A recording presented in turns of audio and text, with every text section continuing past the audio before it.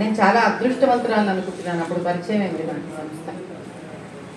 వీళ్ళు బ్యాస్ గ్రూప్ అంటారు. అయోధ్యలో నిర్మిస్తున్న రామాలయానికి ఒక పెద్ద ట్రక్తో బియ్యము వంట సామానంతా పంపించడానికి చాలా మంచి మనసుతో నడిపించారు వీడి ఇనాగ్రేషన్. అలా దినదిన ప్రవర్ధమానంలాగా ఆ ఒక్క ట్రక్తో ఆగకుండా ఆ ట్రక్కు ఎంత ధాన్యము భోజన వసతిని తీసుకెళ్ళిందంటే మొత్తం 30 నుంచి 40 వేల మంది కోసం బయలుదేరింది. కానీ అక్కడతో అది ఆగకుండా సాక్షాత్తు అన్నపూర్ణాదేవి వడ్డించే అన్నంలాగా రోజుకి 60,000 70,000 మందికి భోజనం పెట్టే స్థాయికి వీళ్ళు పంపించడం చాలా హర్షణీయ విషయం. అంటే ఆనందించడం. ఇది కేవలం ఒక చిన్న భాగం మాత్రమే. ఇది కాకుండా వీళ్ళు చిన్నారులు, చిన్న చిన్న పిల్లలు పెద్దవాళ్ళు చేసే తప్పులకి, పెద్దవాళ్ళు వాళ్ళ ఒక మూర్ఖత్వానికి బలైన పిల్లల్ని వీళ్ళు తెచ్చుకొని తల్లిదండ్రులు ఉన్న ఇళ్లలో కన్నా కూడా ఎక్కువ ప్రేమతో ఆప్యాయతో వాళ్ళని చూసుకుంటూ వాళ్లకు చాదనైన మానవతా దృక్పథంతో వాళ్ళ సొంత పిల్లలకి ఏమి ఇవ్వగలరో అది ఇవ్వాలనే తపన పడడం అన్నిటికన్నా గొప్ప విషయం. దీంతో పాటు మనం ఎన్ని చేసినా దైవభక్తి లేనిదే అది అసంపూర్ణం, అంటే ఇన్కంప్లీట్ అవుతుంది. దాన్ని కూడా పూర్తి చేయడానికి అమ్మ లేదు అనిపించకుండా ఈ పిల్లలందరికీ తల్లులకే పెద్ద తల్లి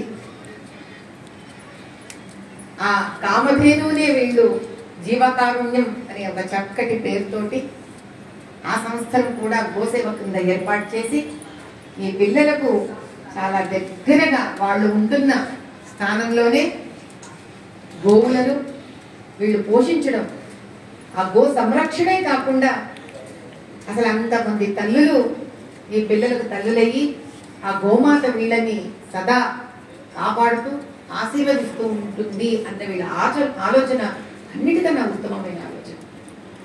మన ఏదో ఉస్మాన్ గంజ్, అబ్దుల్ గంజ్ ఇక్కడంతా వస్తే హోల్సేల్ లో సామాన్లు దొరుకుతాయని మాత్రమే అనుకుంటాం. ఇంకొంచెం మన మనసు పెద్ద చేసి లోపలికి వెళితే వీళ్ళ సామాన్లు అమ్మే వ్యాపారస్తులే కాదు, పిల్లల్ని ఆదుకునే దేవతా మనసున్న మంచి మనుషులు. ఇలాంటి చక్కటి సంస్థ నాకు టికెట్ ఇచ్చి ఎలక్షన్స్ కి నిలబెట్టించిన ఆ క్షేత్రంలో ఉండడం నా అదృష్టంగా భావిస్తున్నాను. భగవంతుడే కనుక కరుణించి దయ చూపించి ఏ రోజైనా కూడా నాకు పవర్ ఇవ్వడం అంటూ జరిగితే ఈ రోజు నేను వాగ్దానం చేస్తున్నాను, నా మొట్టమొదటిసారి ఇక్కడికి వచ్చి వీళ్ళకు నాతో ఏం అవ్వగలిగితే నేను చేస్తాను. ఇది కాకుండా ఆరోగ్య పరంగా కూడా ఈ చిన్నారులందరికీ ఈ సంస్థకు నేను ఇచ్చే వాగ్దానం ఏంటంటే విరించి హాస్పిటల్స్ లో నేను ఏం చెయ్యగలిగితే నేను అది ఖచ్చితంగా చేస్తాను. ఈ పిల్లలు బాగా చదువుకొని పెద్ద పెద్ద మహానుభావులు అవ్వాలని కోరుకుంటున్నాను. ఎందుకంటే మాణిక్యం అది ఎక్కడో పెద్ద పెద్ద భవంతుల్లోనూ బిల్డింగ్లలో దొరకదు. కాబట్టి నాన్న మీరందరూ చిన్న పిల్లలు, మీరే గొప్పవాళ్ళు అవుతారు. మన ప్రధానమంత్రి మోదీ గారు కూడా మీలాంటి ఒక చిన్న అబ్బాయి నుంచే ఇంత పెద్దవారు అయ్యారు ఆయన కూడా.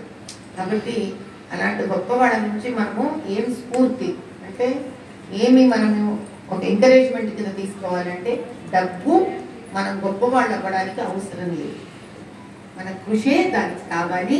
ఇలాంటి చక్కటి వాళ్ళ మధ్యలో మీరు పెరగడం అనేది మీ అదృష్టం. ఏనాను మేమందరం మీకోసం ఉన్నాము, ఏది కావాలన్నా చేసి పెడతాము. చక్కగా చదివి ఇంతమంది అమ్మా నాన్నలు ఉన్నారు మీకు అంతా, వాళ్ళ గర్వంగా చేసేటట్టు పెద్ద పెద్ద చదువులు చదువుకొని పెద్దవాళ్ళని మళ్ళీ మీలాంటి పిల్లలకి ఎవ్వరూ కష్టపడకుండా మీ కష్టార్జితం అంటే మీకు జీతాలు వచ్చినప్పుడు అందులోంచి ఒక పాళ్ళు అంటే ఒక డబ్బు ఒక తీసుకొచ్చి మళ్ళీ సంస్థకి ఇవ్వాలి మీరందరూ. అర్థమైందా?